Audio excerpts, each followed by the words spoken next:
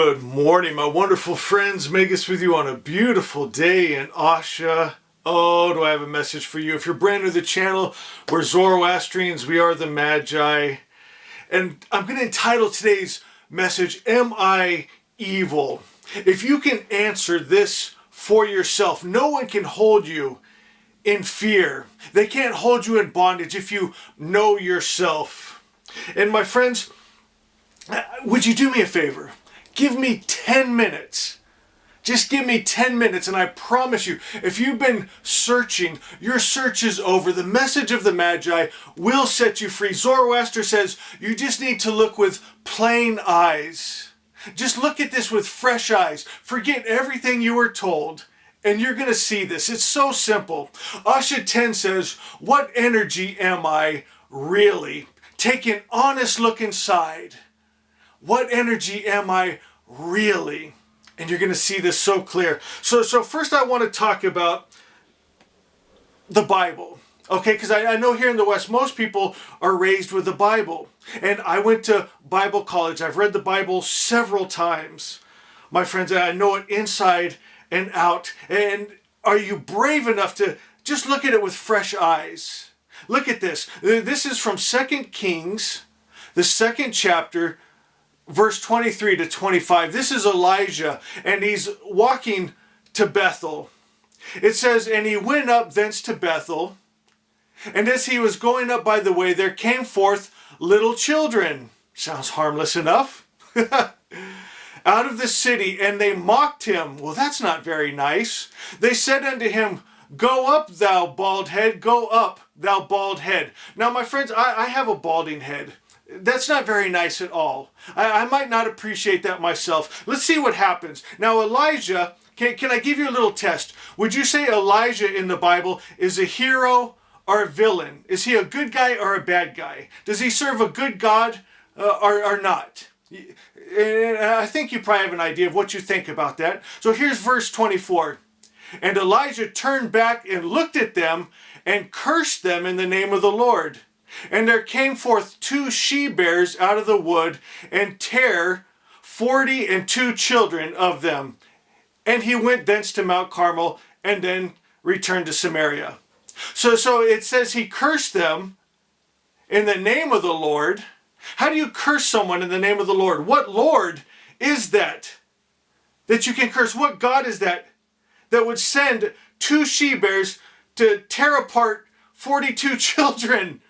So just with plain eyes, fresh ears, you've never been told what you're supposed to believe about that. Is that good or bad? Is that right or wrong? Was Elijah a hero or a villain? Well, what was his God? And this is what Zoroaster was always talking about. He told his people, you can't call these gods gods, because God means the highest principle of good. And if you're saying that your gods can kill children, men, women, and children, it's not good. You must know this.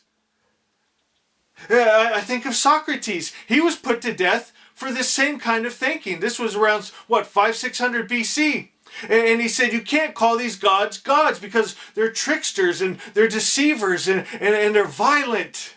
And they war. That's not the highest principle of good. How can you not see this?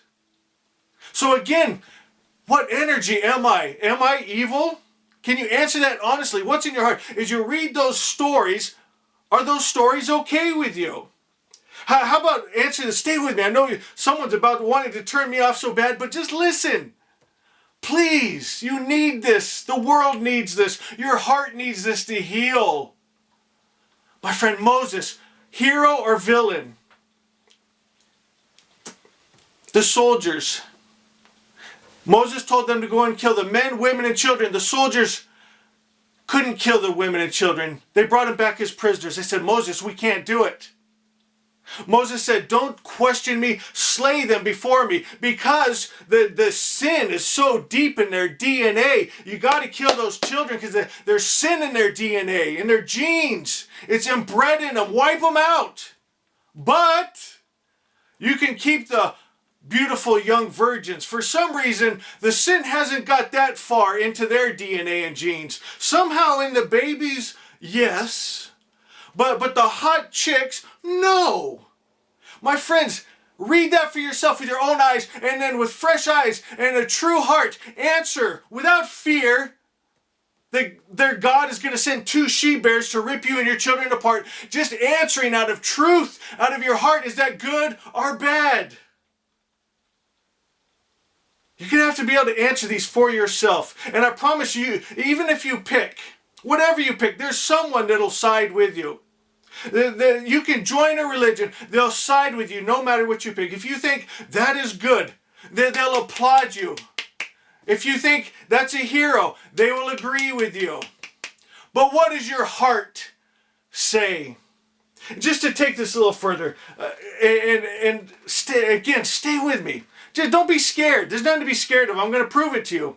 My parents, I love them so much. They do not like tarot cards or anything other than the Bible. It's just the way they're raised. That's okay. I understand.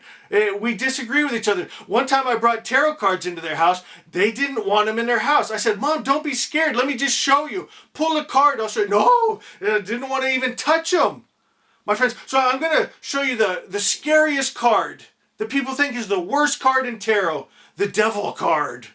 Let me read you what it says about the Devil card. If you pull the Devil card, it says, under his influence, we are haunted by fear of the unknown. Love and kindness are lacking in him, for he views them as a sign of weakness. He will take advantage of any situation and cannot be trusted.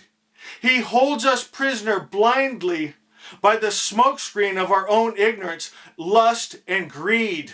But we can be free of him anytime we choose to see beyond our own material desires. Here's what I love.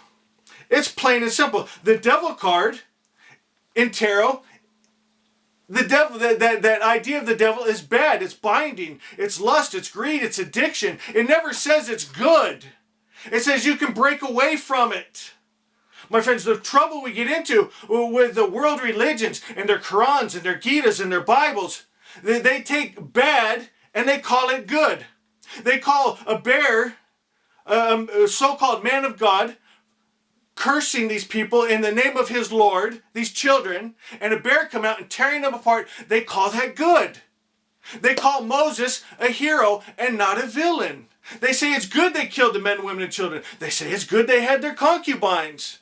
They switch good and bad. You don't see that in the tarot, and this is what I want you to see. You're going to have to look with fresh eyes, a fresh heart. You're going to have to use that brain, that heart that Spirit gave you to see truth and see lie. But I know you're scared to death because they told you you'll go to hell. My friends, you'll find out you don't go to hell. You're already in hell in your own mind because you believe their lies. And you know what I'm saying is true. You're going to have to be real brave. And you get to that point when you've spent so much time in the intimacy of pure spirit. That's what Zoroaster talked about. Pure spirit, the all-good God, the all-good parent, couldn't kill you, couldn't hate you. All he can do is love you, protect you, hold you, give you everything.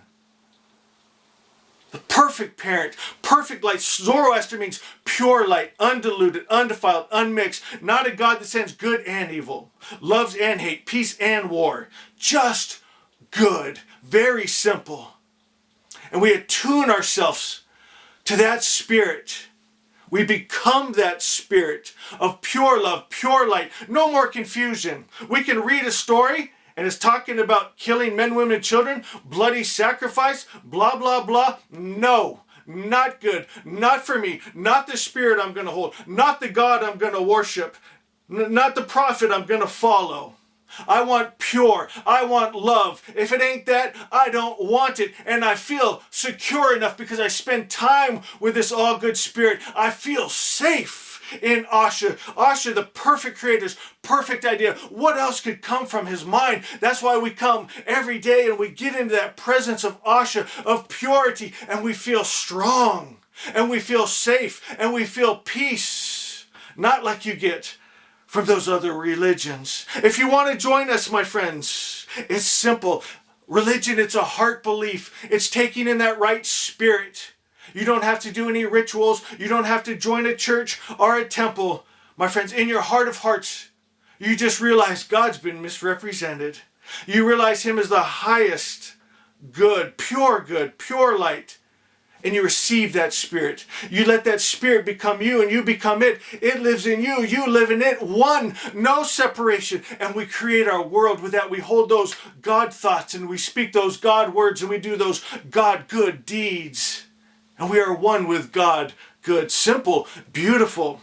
But you have to answer that question for yourself. What energy am I really? We're going to look at these religions and these things we hear with fresh ears and fresh eyes.